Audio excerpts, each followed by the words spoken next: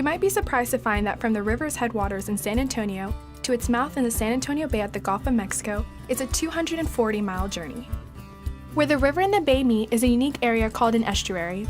A healthy estuary's rich plant life and slower-moving waters can help trap the river's nutrients while filtering sediments and pollutants. The estuary's natural ecosystem service helps to create an environment with clearer and cleaner water for the life in the estuary to thrive.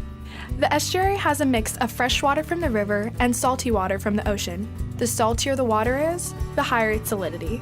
The salinity in the bay fluctuates with rainy seasons upriver, providing more fresh water into the bay, and with dry summer seasons depleting freshwater resources.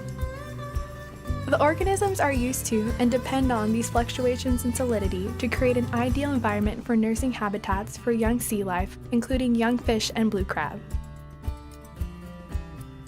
Many larger animals, such as the endangered whooping crane, forage for and consume these organisms, playing a major role in keeping the food web and ecosystem balanced.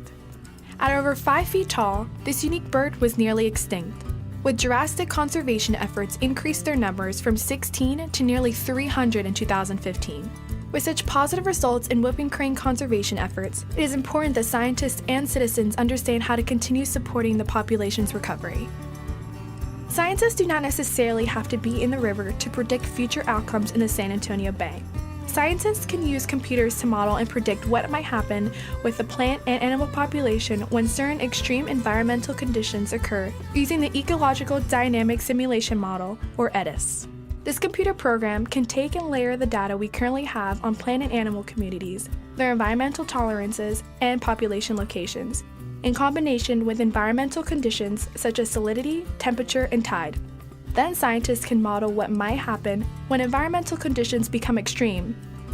Well, SARA is using the EDIS program because it has some very unique capabilities. It is able to model this very dynamic region in the marsh, essentially the area along the edges of the bay that alternately dries out and gets flooded from tidal interactions, and it also has the ability to simulate how vegetation responds to those different factors like submergence or salinity increases.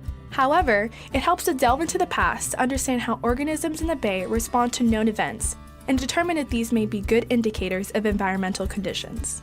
Rangia clams may have unique characteristics that can give researchers insight into the health of the estuary and bay. To test their hypotheses, scientists must first locate these Rangia clams. By using scanning sonar in the water, scientists can detect areas of the Rangia clam populations. The sonar uses the same method that dolphins and submarines use. The sonar device emits a sound toward the bottom of the bay. It then bounces back in a different pattern, which is then analyzed by scientists. Rangia clam populations, or clam beds, look different than other objects in the water.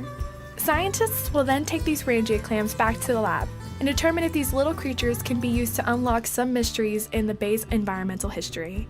In the lab, scientists prepare the Rangia clam specimen through proper labeling and categorization. Scientists preserve them in a special coating that prevents them from breaking and carefully dissects them to expose the inside layers of their shells.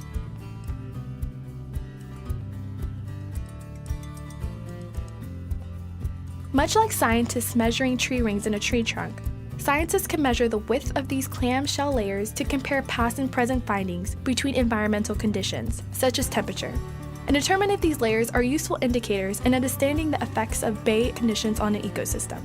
A small width might mean high temperatures, or maybe lack of nutrients or high pollution, making the Rangia clam an important window on how healthy bay ecosystems are maintained. While SARA scientists are using the scientific method to determine the needs of the San Antonio River and the San Antonio Bay's ecosystems, it is important for people living in the San Antonio River's watershed, from San Antonio all the way to the bay, to do their part by keeping the land and waterways clean.